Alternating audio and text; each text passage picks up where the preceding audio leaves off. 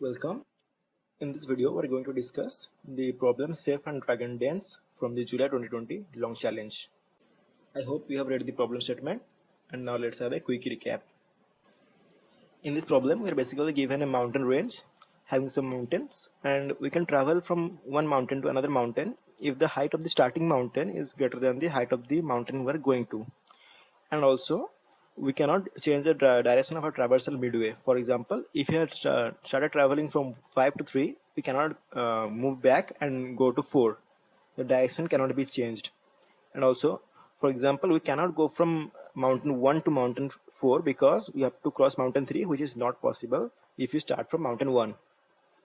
Each of these mountains have dens and which have certain spices with certain tastiness. And we'll be receiving queries regarding these tastiness. We'll be receiving first a query of type 1, which is to travel from one mountain peak to another mountain peak. For example, we have to travel from mountain 5 to mountain 2, and along the way we have to tell the maximum amount of tastiness which we can acquire in the journey. In this case, it will be the spice tastiness at mountain 5, then at mountain 3 and mountain 2, the sum of all these three. Also, sometimes the traversal may be impossible. For example, we may also receive query telling us to travel from mountain 3 to mountain 5, which is not possible, and in such a case we have to print -1. And we may also receive the queries which will ask us to update the spices tastiness at certain mountains. For example, we can receive query to update the mountain 2's spice tastiness to some other value, and we have to process the other following queries according to this new update value. Observe that the condition allows us to reimagine this problem into a graph theory problem. For example, if we treat the mountain as the nodes or vertices and the gliding paths as the edges, then we will have two different graphs like this, for one for the left to right traversal and another for the right to left traversal. For the right to left traversal, we can move from P5 to P3, we can move from mountain 5 to mountain 3, and from mountain 5 to mountain 4, but not from mountain 4 to mountain 3. Hence, there is no edge from mountain 4 to mountain 3. Once we make these two graphs, our problem will be a bit more simplified and it will be easier to answer the queries.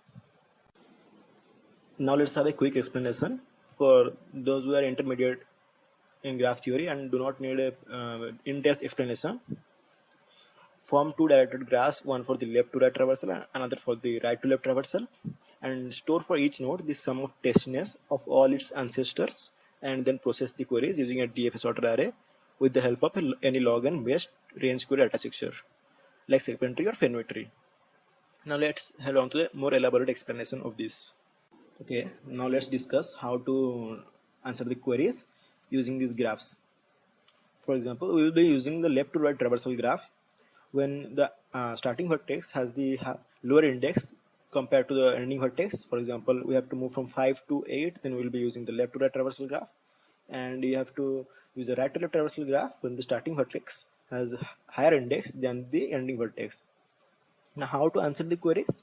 You can see that if a traversal is possible, then it lies on a simple path. For example, if we move from 5 to 2, then the path is 5, then 3, then 2.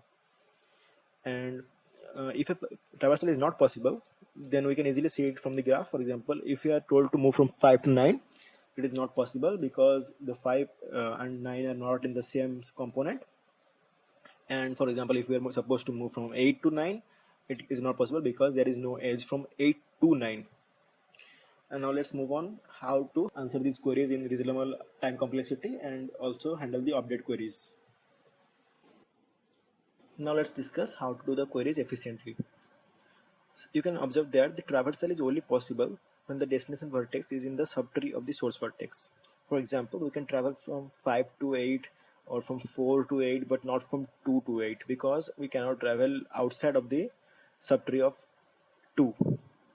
So now you can see if you receive a query such as travel from 5 to 8, the answer would be sum of the values on all these nodes.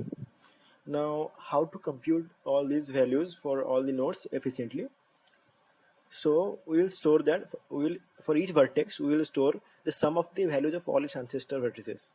For example, 8 will store the sum of values from 1 to 8, and for example 4 will store the sum of values from 1 to 4.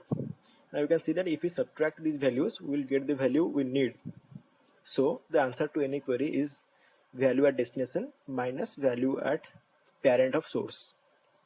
It can be done in O of one time if there were no update queries. However, we are going to receive some update queries such that update the value at node 5, then we will have to process it subtree again, and let's discuss how to do that efficiently. Now to make the update queries more efficiently, we are going to use a concept called DFS order array.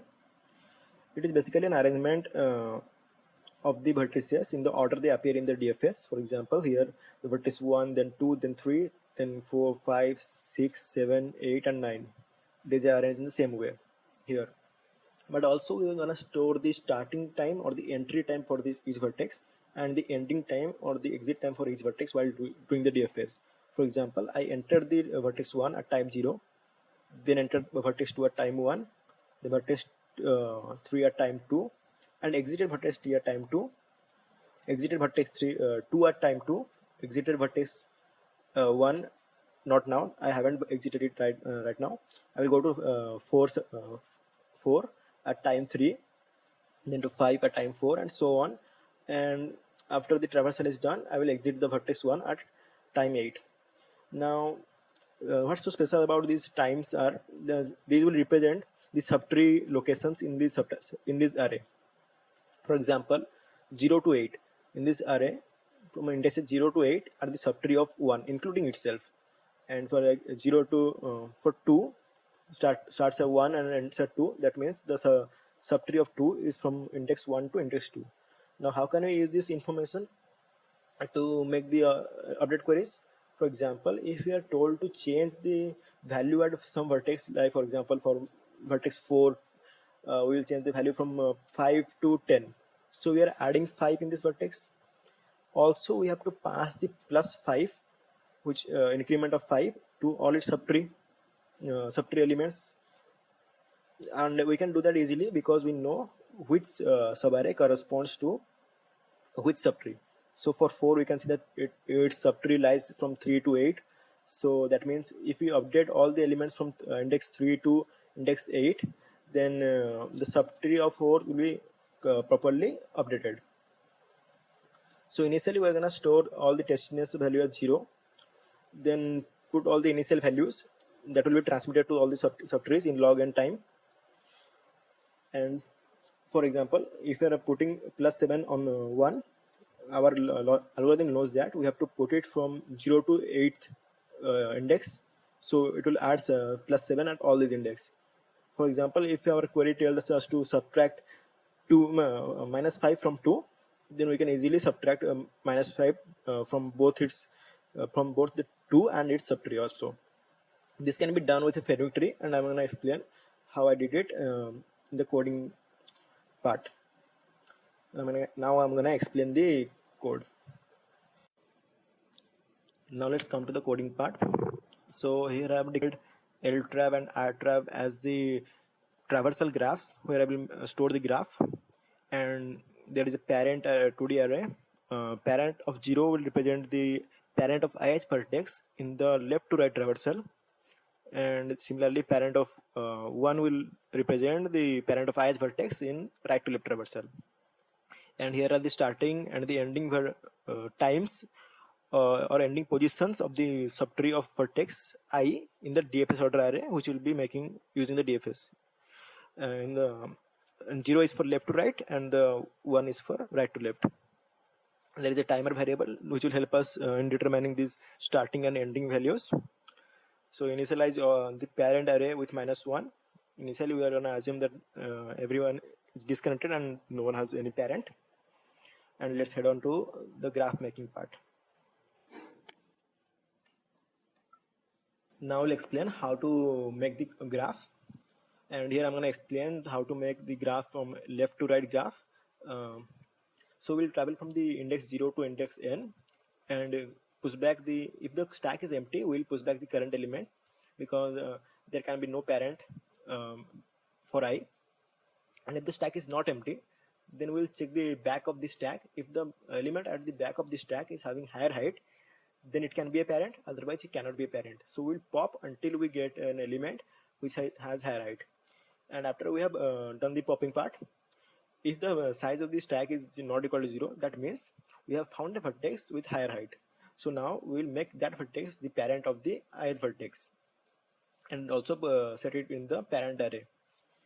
And otherwise we do not need to bother about the parent of the ith vertex. Now we'll simply push the ith vertex into the stack for the further vertex. And we can also do this for the right to left graph, and we just have to travel from n-1 to 0.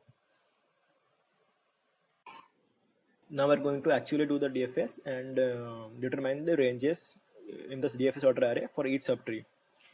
And for that, for left to right graph, we will start from the I equal to 0 and go to n. And if any element has parent equal to -1, that means its parent is not set and it is the root of a disconnected component. We'll start the DFS from that position, and our DFS will be like this. We'll enter a vertex, set the starting point of the vertices timer, increment the timer, and go to the next vertex.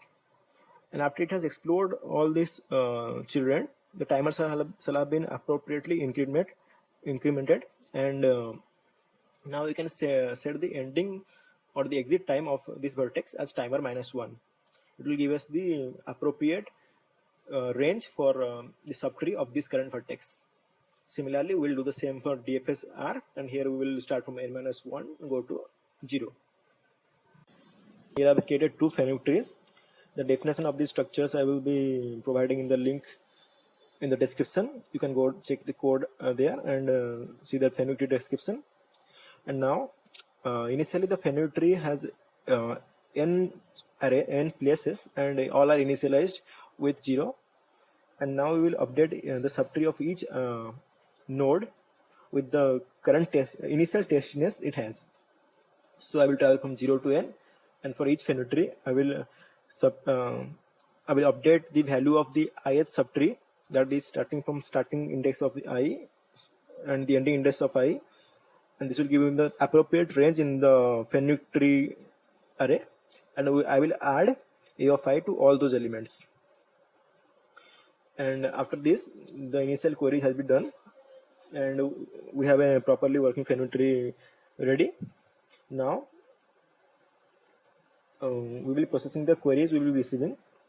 If the query is of type 1, then that means we have to update a value. Now we have to get the current value which is stored in the current node. Now for an example, the Fanuc tree stores for vertex 8 the sum of all these values. The Fanuc tree stores for vertex 3 sum of all these values. To get exactly this value, we have to subtract the value of the parent stored in the Fanuc tree. So first we query for the value of the current node, that is B. Then if parent is not equal to -1, that means it has a parent, and then we will query the Fanuc tree for the value stored at the parent, that is equal to start of parent to start of parent. And now we will subtract the value from the current sum, and the query which we have received, we have to apply this. So we will apply the increment or the decrement appropriately. So in the left right Fanuc tree, we are gonna apply from starting index to ending index of B. That means we are gonna apply on subtree of B k minus current sum value. That means if the current, for example, if you are applying plus 5 on the subtree of 5, then it will be transmitted through the Fanuc tree in log n time. Similarly, for right to left array, there will be different graph, and similarly it will be transmitted there also. Now let's see how to process the second type of query, that is querying for a path sum. For example, we have received the vertex B and K, and we have to tell if what is the sum of the elements present in vertex B to K. For example, let's say we have received the query to process from the path from 5 to 8. Then first we'll check if 8 is present in the subtree of 5 or not. If B is less than K, then that means we are going to process from left to right array, left to right Fanuc tree, and first to check if it is in subtree or not. This is the condition which is used to determine if an element is in the subtree of another element, and if this is not true, then we have to put -1. That means we cannot go from vertex B to vertex K. The condition is if the entry time of vertex B is less than the entry time of vertex K and the exit time of vertex B is greater than the exit time of vertex K. That means if we enter the starting vertex before entering the source destination vertex, and if we exited the starting vertex after we exited the destination vertex, that means it is present in the subtree. Otherwise, it is not present, and we will print -1 in that case. Now we will determine the parent of the source vertex and subtract the value. If the parent exists, then we will subtract the value of the parent. That will get rid of this part, and we will be left with this part. So the final answer will be the value at the destination vertex, and then we will subtract the value at the parent of source vertex, and we will finally print the value. This will also take log n time. Thanks a lot for watching, and I hope you liked this video and understood the concept. And I will be posting the link to the code in the description, so you can check it out. And if you have any doubts, please post in the comments. I will try to reply.